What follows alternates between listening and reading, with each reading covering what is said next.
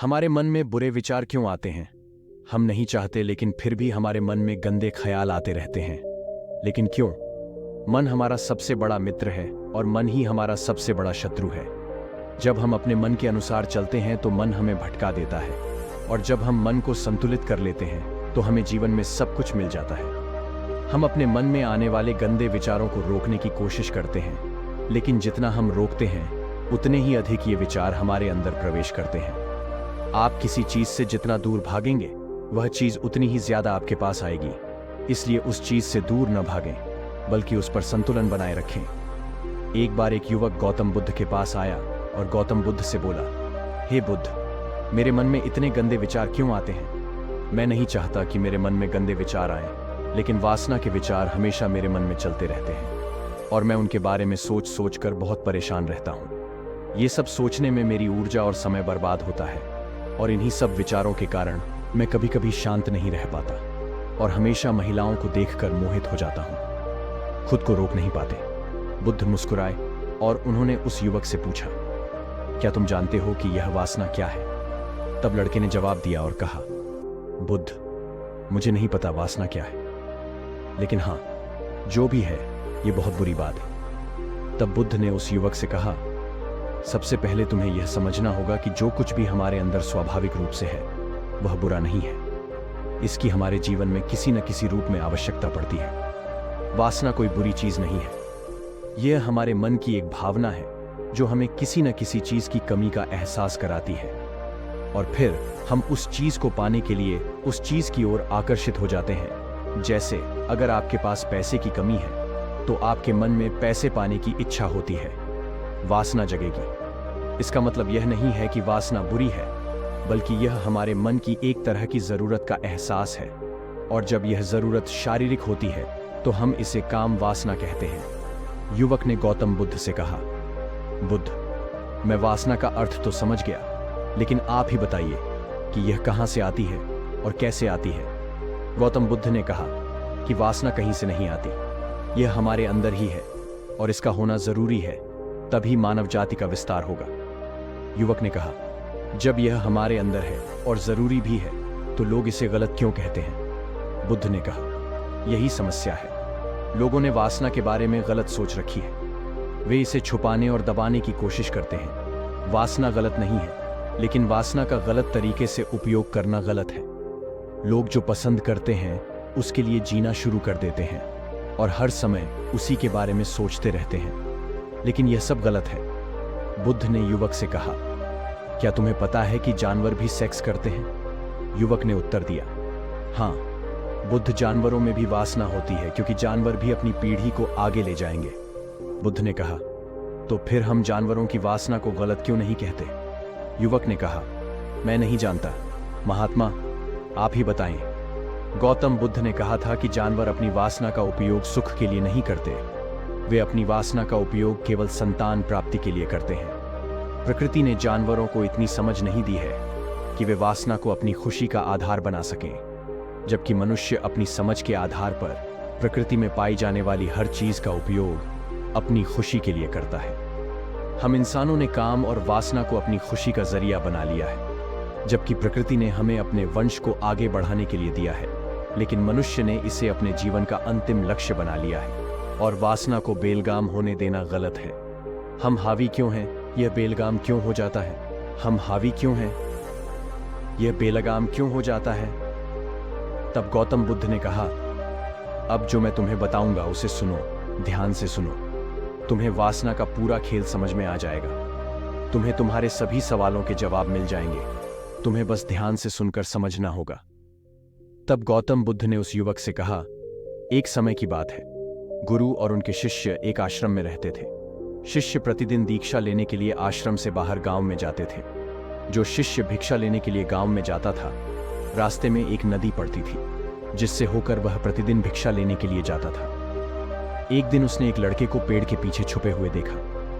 वह लड़के के पास गया और पूछा, भाई, तुम इस पेड़ के पीछे छिपकर क्या देख रहे हो? लड़के ने कहा, अरे, क्या तुम्हें वह नहीं दिख रहा जो मैं देख रहा हूं?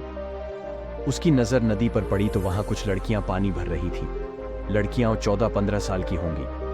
तब शिष्य ने लड़के से कहा, अरे भाई, वहां तो लड़कियां पानी भर रही हैं, इसमें छिपने की क्या बात है? तभी लड़का शिष्य की ओर देखता है और उससे कहता है, अरे मूर्ख, क्या तुम देख नहीं सकते कि मैं क्या कर रहा हूं? वे परियां नदी से पानी कैसे खींच रही हैं? जरा उसके भावों को देखो, उसके कोमल शरीर को देखो। बर्तन उठाते समय उसकी पतली कमर कैसे लचकती है और उसके बाल उसकी कमर पर ऐसे लहरा रहे हैं मानो सुंदरता बिखरी हुई हो। शिष्य फिर से नदी की ओर देखता है और इस बार वह देखता ही रह जाता है। अब तक उसे कुछ भी दिखाई नहीं दे रहा था और वह बिल्कुल निडर था। उसे किसी बात का डर नहीं था, लेकिन अब वह छिपने लगा और उन लड़कियों को ऐसे देखने लगा जैसे उसने कोई अपराध किया हो। और जब वह छिपकर उन लड़कियों को देख रहा था तो वह अंदर से कांपने लगा। और उसने कहा कि यह मैं हूं, मैं क्या कर रहा हूं? मैं जो कुछ भी कर रहा हूं वह सही नहीं है, मुझे यहां से चले जाना चाहिए। और फिर वह जल्दी से चला जाता है। फिर वह आश्रम पहुंचता है। आश्रम में जाकर वह अपने काम में व्यस्त हो गया, लेकिन जो उसने अभी देखा था वह बार बार उसकी आंखों के सामने आ रहा था। उसके दिमाग में वही दृश्य घूम रहा था। यही देखने को उसका मन ललचाया। उसका किसी भी काम में मन नहीं लगता था। वह प्रतिदिन सुबह सुबह भिक्षा लेने के लिए आश्रम से निकल जाता था और नदी के पास स्थित एक पेड़ के पास जाता था, जहां वह लड़का पहले से ही मौजूद होता था, और छिपकर अपने साथ लड़कियों को देखता था।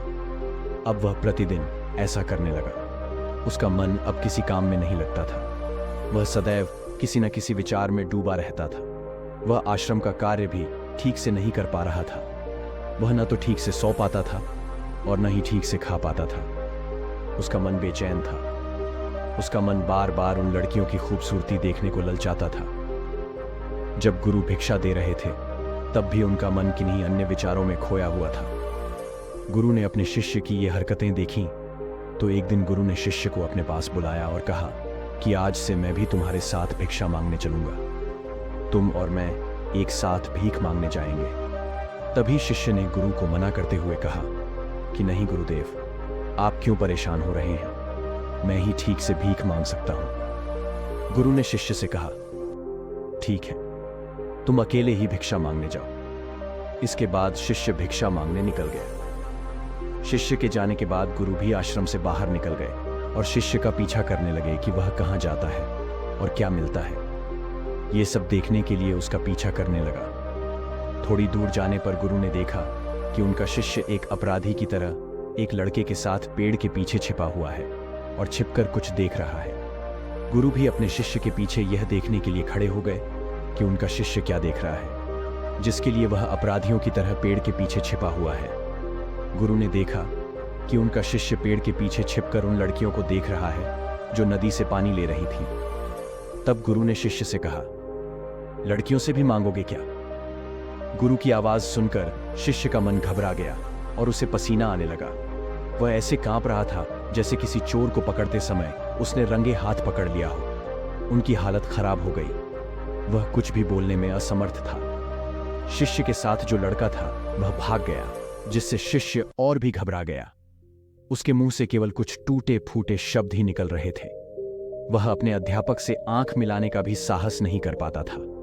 गुरु ने शिष्य की ओर देखकर कहा, मेरा शिष्य निडर है, वह किसी चीज से नहीं डरता, लेकिन यह क्या है? तुम डर के मारे कहां रह रहे हो? शिष्य ने गुरु से कहा, मुझे माफ कर दीजिए, इसमें मेरी कोई गलती नहीं है। उस आदमी ने मुझे धोखा दिया, लेकिन मैं तुमसे वादा करता हूं कि आज के बाद मैं ऐसा दोबारा कभी नहीं करूंगा। क्षमा चाहता हूं। गुरुदेव ने कहा कि कोई बात नहीं, लेकिन तुम्हें यह ध्यान रखना चाहिए कि हम जैसी संगति करते हैं हमें वैसा ही फल मिलता है। जैसे जैसे हम संगति करते हैं उनके विचार हम में प्रवेश करते हैं। इसलिए अच्छी संगति रखें ताकि अच्छे विचार आप में प्रवेश करें। फिर गुरु और शिष्य आश्रम लौट आए और फिर से आश्रम के काम पर ध्यान देने लगे। वह उस रास्ते को छोड़कर दूसरे रास्ते से जाने लगा। वह अपना कार्य सावधानी से करता था, लेकिन धीरे धीरे उसके अंदर क्रोध उत्पन्न हो गया और फिर वह अन्य शिष्यों पर क्रोध करने लगा और बेचैन रहने लगा। अब वह ठीक समय पर भोजन भी नहीं करता था। वह खाना भी बहुत कम खाते थे। एक रात गुरु शिष्य के पास आए और उससे बोले कि तुमने मुझसे वादा किया था कि तुम अपने मन को वश में रखोगे। आपने अब तक कितनी बार अपना वादा तोड़ा है?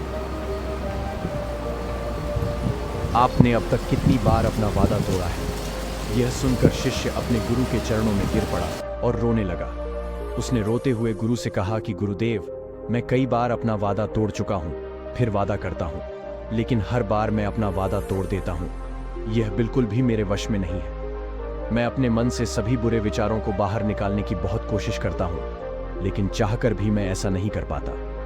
तब गुरु ने शिष्य से कहा, मेरे साथ आओ। गुरु शिष्य को आश्रम के बगीचे में ले गए और शिष्य से कहा, देखो, यहाँ कुछ नाले हैं जिनसे होकर नदी का पानी इन पौधों में आ रहा है और यह पानी लगातार बह रहा है। क्या आप इस पानी का बहाव रोक सकते हैं? शिष्य ने कहा, हाँ गुरुदेव, मैं इस प्रवाह को रोक सकता हूं। तब शिष्य ने मिट्टी उठाकर उस नाले के किनारे डाल दी।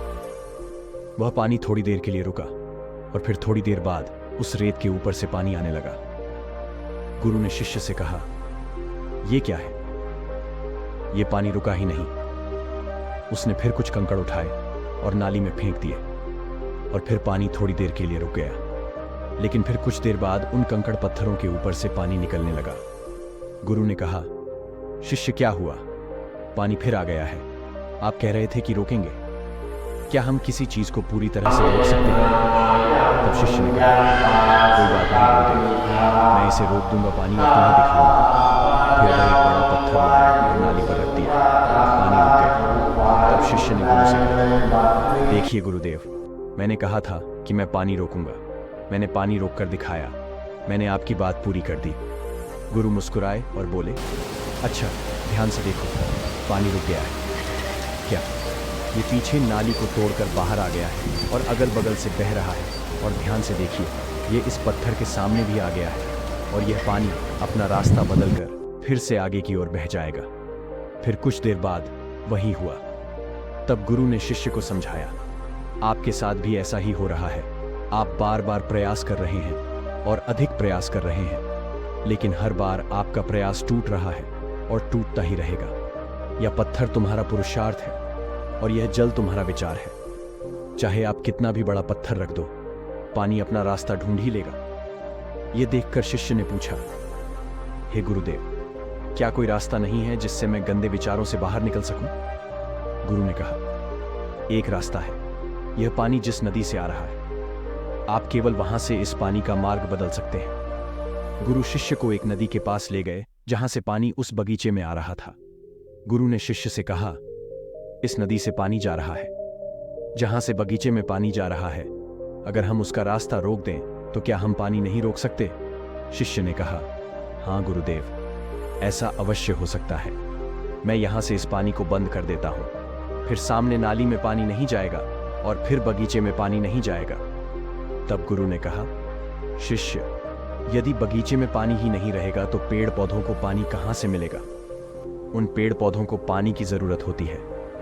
तब शिष्य ने सोचा और कहा, यह बात मेरे दिमाग में कभी नहीं आई। इस पानी का बगीचे में जाना भी जरूरी है। गुरु ने कहा, और उनमें से कुछ पेड़ पौधे ऐसे भी हैं जिन्हें रोजाना पानी की जरूरत होती है। वे सूख कर मर जाएंगे, हमें पानी खोलना पड़ेगा। गुरु की बात सुनकर शिष्य ने पानी के लिए रास्ता खोला। तो गुरु ने पूछा, यदि हम इस नदी का सारा पानी बगीचे की ओर मोड़ दें तो क्या होगा? शिष्य ने उत्तर दिया, गुरुदेव, वहां जीत हासिल करने के लिए पेड़ पौधे हैं, वे सब पिघल जाएंगे और कुछ भी नहीं बचेगा। गुरु मुस्कुराए और बोले, आप ये समझिए, हमें कुछ भी रोकना नहीं है, बस हमेशा संतुलन बनाए रखना है। पौधे कम पानी से नष्ट हो जाते हैं तथा पौधे अधिक पानी से भी नष्ट हो जाते हैं। हमारा जीवन संतुलन पर चलता है। गुरु ने शिष्य से कहा, अगर मैं तुम्हें आम के बारे में कुछ ऐसा बताऊं जो तुम्हें नहीं सोचना चाहिए, तो तुम्हारे दिमाग में सबसे पहले किसकी तस्वीर आएगी? गुरु ने कहा, जब हम अशुद्ध विचारों को बलपूर्वक रोकने का प्रयास करते हैं तो वे और अधिक मजबूती से हमारे अंदर प्रवेश कर जाते हैं। इसीलिए हमें कभी भी उन्हें दबाने की कोशिश नहीं करनी चाहिए। तब गुरु ने शिष्य से कहा, बुरे लोगों की संगति के कारण भी हमारे मन में गंदे विचार आते हैं। कई बार कामुकता हमारे अंदर नहीं होती, लेकिन कुछ अश्लील लोगों के साथ रहने के कारण वह हम पर हावी हो जाती है। तब शिष्य ने कहा, गुरुदेव, आप सही कह रहे हैं। मैं रास्ता भटक गया था। तब वह शिष्य उस रात बहुत शांति से सोया। सुबह उसने अपना काम पूरे मन से किया और फिर सुबह वह भिक्षा लेने के लिए उसी रास्ते से चला गया जहां वह लड़का अभी भी पेड़ के पीछे छिपकर उन लड़कियों को देख रहा था। शिष्य उसे नदी पर ले गया जहां लड़कियां पानी भर रही थीं। उन्होंने उन लड़कियों से पानी मांगा और उनमें से एक लड़की ने उन्हें पानी दिया और शिष्य के पैर छुए। शिष्य ने उन्हें आशीर्वाद दिया कि आप स्वस्थ रहें ताकि मानसिकता सकारात्मक ऊर्जा से भर जाए। उसके चेहरे पर ऐसी मुस्कान आ गई मानो उसे कोई खोई हुई चीज वापस मिल गई हो। वह अपने रास्ते पर वापस जाने लगा। तभी पेड़ के पीछे छिपा लड़का पीछे से आया। वह शिष्य के पास आया और बोला कि क्या बात है, आज आपने करीब से देखा है, तुम तो मुझसे भी आगे निकल गए। तब शिष्य ने कहा, हम हमेशा दूसरों को देखने में लगे रहते हैं। किसी ऐसे व्यक्ति को बताएं जो आपको पसंद हो। अगर वह भी तुम्हें पसंद करती है तो शादी कर लो और उससे पहले तुम कुछ बन जाओ। अपने आप को पहचाने, इस तरह अपना समय बर्बाद न करें। फिर वह लड़का उस शिष्य से रोज मिलने लगा और उसने उस लड़के को नदी पर न जाने के लिए प्रेरित किया। और फिर वह लड़का अपने जीवन में कुछ बनने के लिए संघर्ष करने लगा। तो देखा आपने संगति का असर क्या होता है। अपनी संगति बदलो, अपने विचार बदलो। गुरु ने शिष्य से पूछा, क्या तुम्हें तुम्हारे सभी प्रश्नों के उत्तर मिल गए? तब शिष्य ने कहा, हाँ महात्मा जी, धन्यवाद। तब गुरु ने शिष्य से कहा कि जब तुम्हारे मन में गंदे विचार आए तो खुद को दोषी मत मानना। यह शरीर है और यह सब इसने हजारों वर्षों से सीखा है। यह सिर्फ आपके सोचने या शपथ लेने से टूटने वाला नहीं है, बल्कि आपके पास वह शक्ति है, वह ऊर्जा है जिसका आपको संतुलन में उपयोग करना है। आप एक जीवित ऊर्जा हैं जो कुछ भी अनुभव करने के लिए स्वतंत्र है। इसीलिए आप स्वयं को जानते हैं। इस कहानी से हमें यह सीख मिलती है कि हमारे विचार बहुत महत्वपूर्ण हैं। हमारे विचार ही हमारे भविष्य की दिशा तय करते हैं। हमें अपने मन में पूरी ताकत से सकारात्मक विचारों को अपनाना चाहिए ताकि हम सही दिशा में आगे बढ़ सकें।